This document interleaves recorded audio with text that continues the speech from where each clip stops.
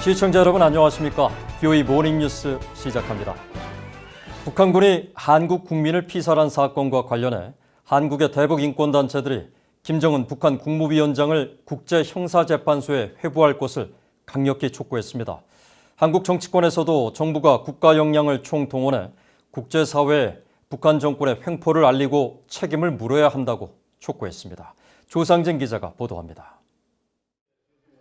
한국 내 북한 인권단체들은 28일 제3회 북한인권상 시상식 행사에서 최근 북한군에 의해 한국해양수산부 공무원이 총격 피살당한 사건과 관련해 북한 정권의 만행을 강하게 규탄했습니다.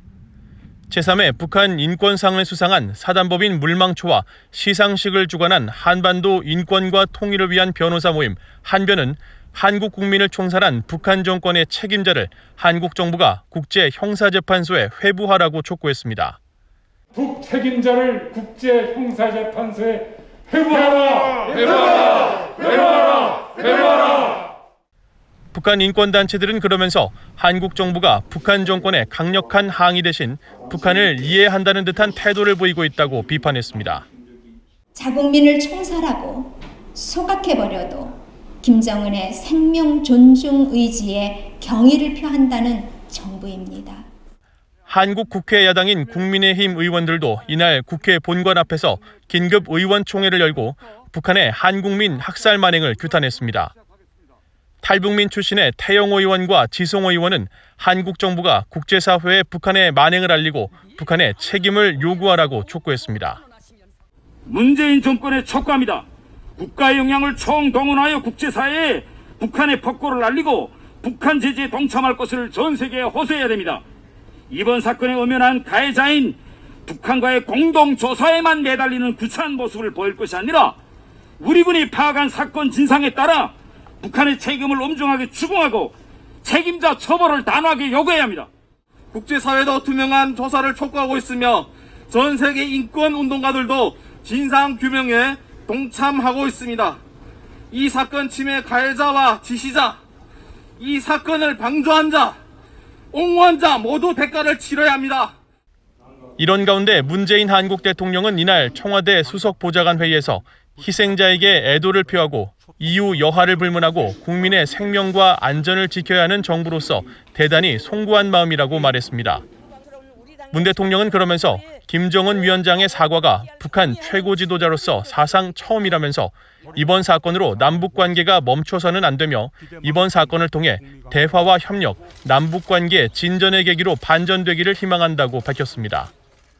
또 사실관계 규명과 재발 방지를 위한 실질적 방안 마련을 위해 우선 남북 군사통신선을 복구해 재가동할 것을 북한 측에 요구했습니다. BOA 뉴스 조상진입니다.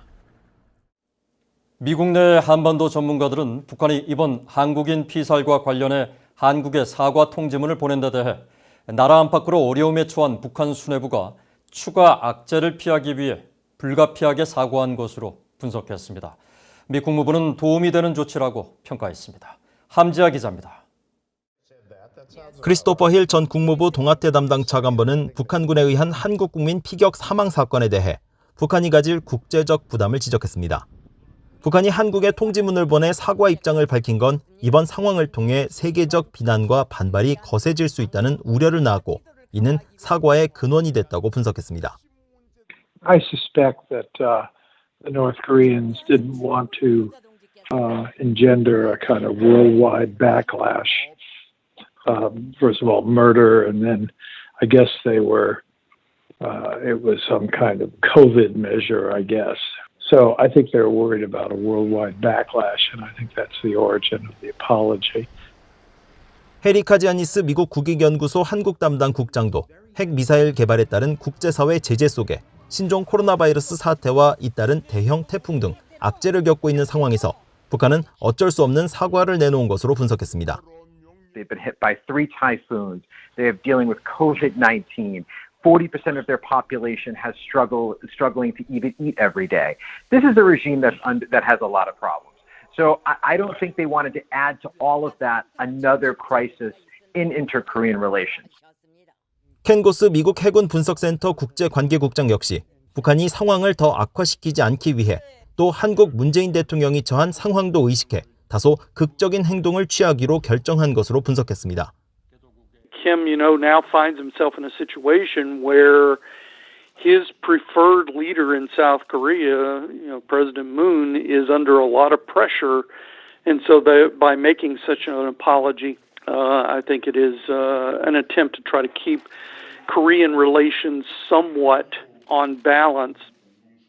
켄 고스 국장은 그러나 이번 사건과 사과를 계기로 남북 대화가 진전될 가능성에 대해서는 북한이 미국으로부터 원하는 것을 얻지 못하고 또 한국이 중재자가 될 수 없다는 인식을 하고 있다면서 회의적으로 전망했습니다.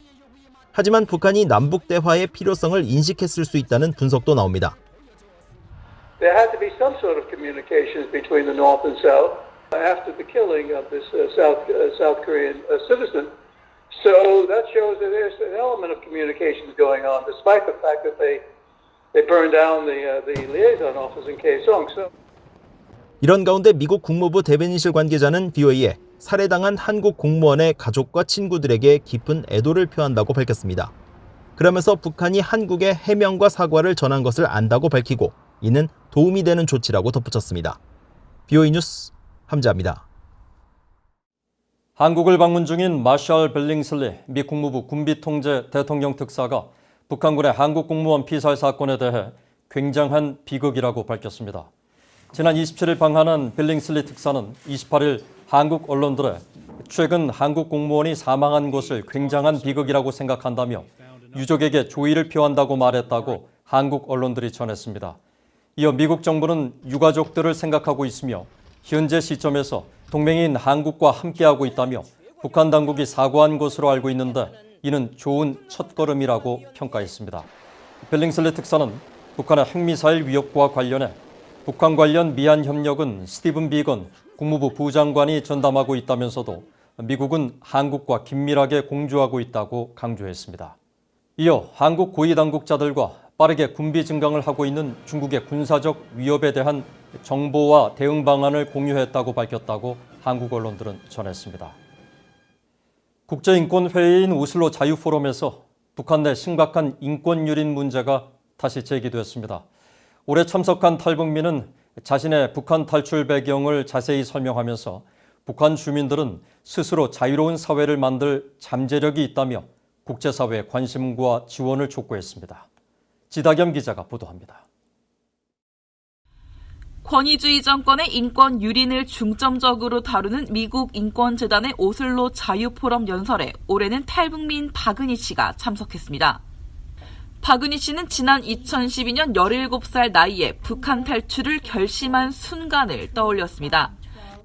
200m마다 배치돼 주민들의 옷차림과 머리를 감시하는 경찰 역할의 사회 안전원에게 머리와 부츠컷 바지를 길 한복판에서 잘렸던 끔찍한 경험은 평생 잊을 수 없다면서 북한에서는 인권과 자신의 존엄성을 갖지 못한다고 밝혔습니다.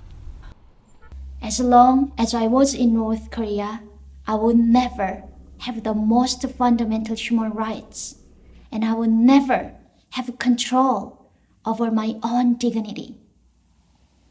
I remembered the saying, I would rather die trying to live my dreams than to live a longer life filled with regrets.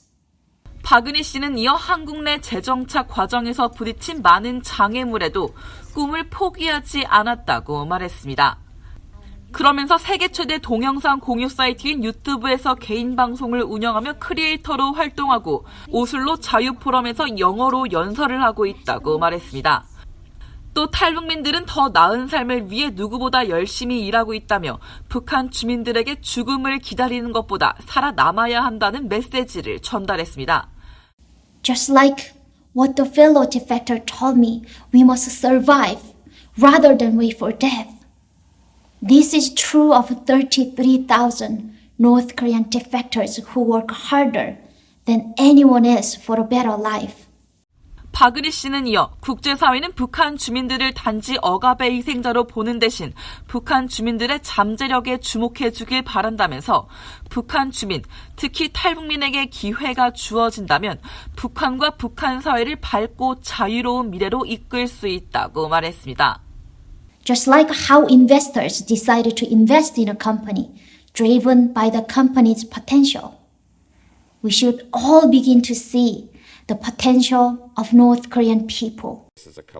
올해로 12회를 맞는 오슬로 자유포럼에는 그동안 한국의 국회의원으로 당선된 태영호 전 영국주재 북한 공사와 꽃제비 출신의 지성호 씨, 그레이스조 정강위의 강철한 박상학, 박연미, 이현서 씨 등이 참석해 북한 인권의 참상을 고발하고 국제적인 관심을 촉구했습니다.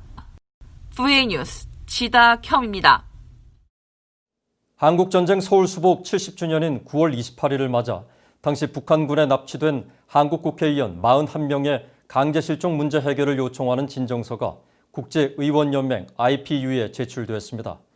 영국 주재 북한공사 출신인 한국의 태영호 국민의힘 국회의원은 28일 성명을 통해 당시 납북으로 공식 인정된 한국 재현 국회의원과 2대 국회의원 등 전현직 의원 41명의 강제실종 해결을 촉구하는 진정서를 국제의원연맹 산하 국회의원 인권위원회에 보냈다고 밝혔습니다.